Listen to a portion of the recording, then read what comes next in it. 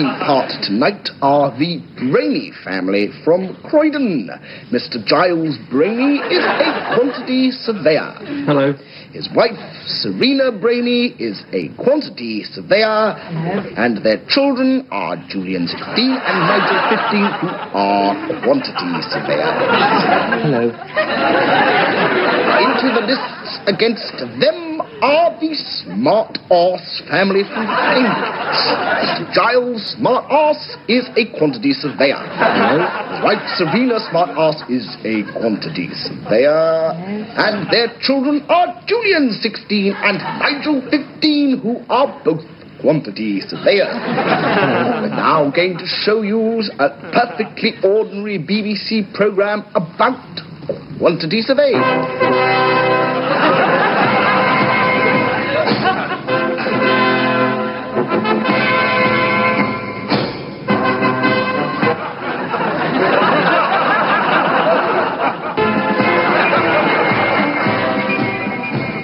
Mr. Smart-Ass, how many quantity surveyors were to the left of the bird with the big tick?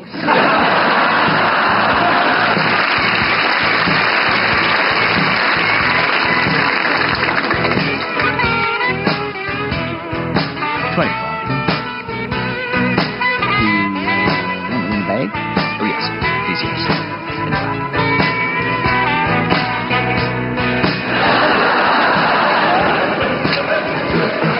Yeah?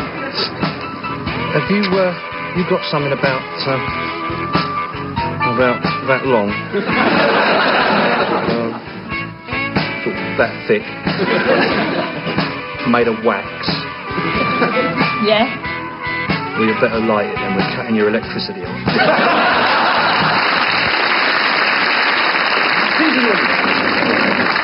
I'd like to ask you a few questions.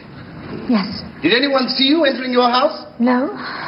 Millard, there's one thing very vital lacking from Mrs. Pinterman's account so far, and that is the alibi.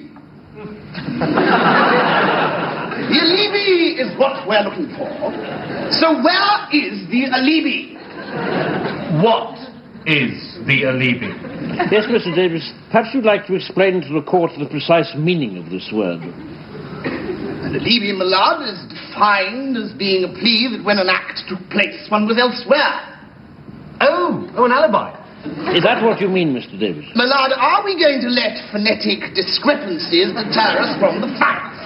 The facts are no one saw Mrs. Pinterman entering her house, and ultimately she has no alibi. She has no alibi. Ah, even my learned counsel for the defense admits it. Miss Clint is guilty. What are you talking about? Gwilt! Why, even her very identity is in doubt. Mrs. Pinterman, have you or have you not in the past gone under an alias?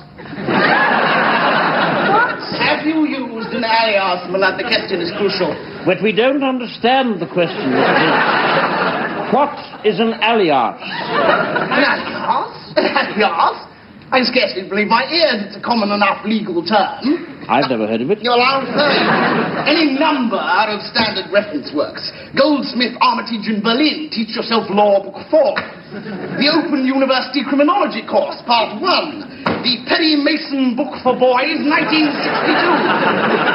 An alias is defined as the assumption of an alternative identity for nefarious purposes. Nefarious purposes? Precisely, Millard. We have heard it all end. That this woman visited her spoliums on that fatal night. Fatal night. And her whole testimony is little more than a tissue of lying. A tissue. Yes, Millard.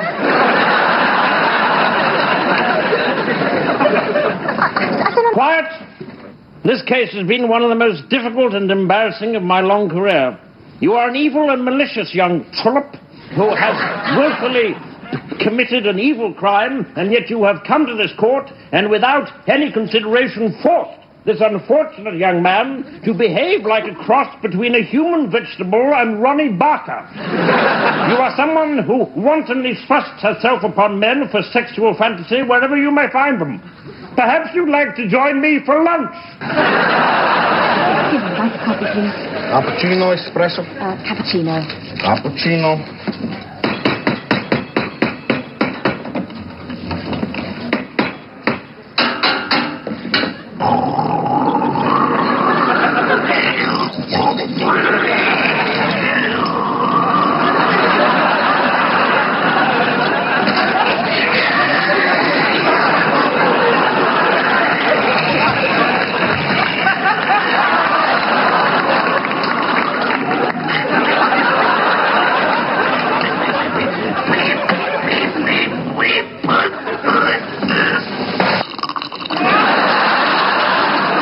Mrs. Thatcher has again intervened to stop British athletes going to Moscow.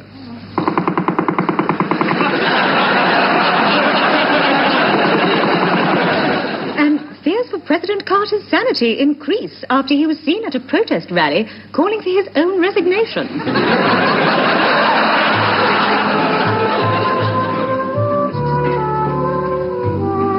Even for international statesmen, dental hygiene can be a real problem.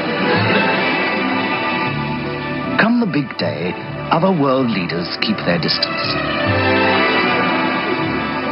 In today's world, halitosis and a trench mouth can make the difference between peace and war. It took a Nobel Prize winner to crack the problem. And now, with Dr. Menachem Begin's kosher gum salve, you can feel confident. Time after time.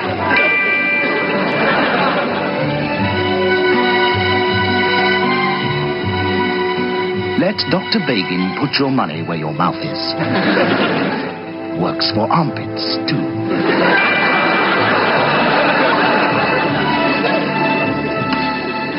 And now lot 174, gentlemen. The Cayman Penny Blue. And I don't think I need to say anything more about it than that. The Cayman Penny Blue. So I'll take the bidding at $1 million, please. $1 million. $1 million. $1.5 million. $2 million. $2 million. $2.5 million. $2.5 million. $3 million. $3 million. $3.5 million. $4 million. $4 million. $4.5 million. $5 million. $5 million. $5.5 million. $6 million. $6 million. $6 million. $6.5 million. $7 million. $7 million. $7.5 million. $7.5 million. $8 million. $8 million. $8 million. $8 million. $8 million back. Thank you.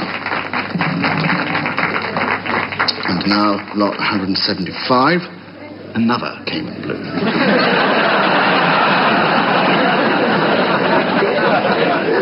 Anyone? First class stamps are to go up to 12p. That's 2p for postage and 10p for storage. Air safety. In new regulations put into force today, the Federal Aviation Authority have withdrawn 20% of all aeroplanes and put them out to stud. Do go on. Well, the lights went out first, and then the no smoking and the fasten seatbelt sign came on. And then everything just dropped, really. Now, it was after 3 weeks without food that you finally decided that you had Yes. We put it off for as long as we possibly could. It was just essential, for survival. Food was essential, and so we had a couple of meetings. I think if it had not been a total vote in favour, that we would have voted. Yeah. And who took the lead, if that isn't an unfair question? We all did. But mainly me. I was the hungriest. I believe you prayed. We all did. Before...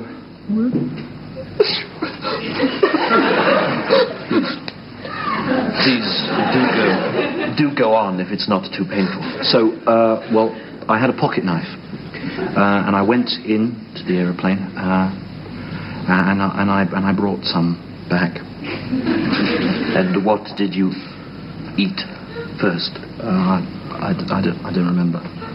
I don't. The baby gherkins. Yeah, it was the baby gherkins. And then the individual cheese portion. And then the ham. And it still had a little tin baby pear on it. And finally, the puddings. And how did you feel after you'd eaten the airline food? But it was our only chance, you know?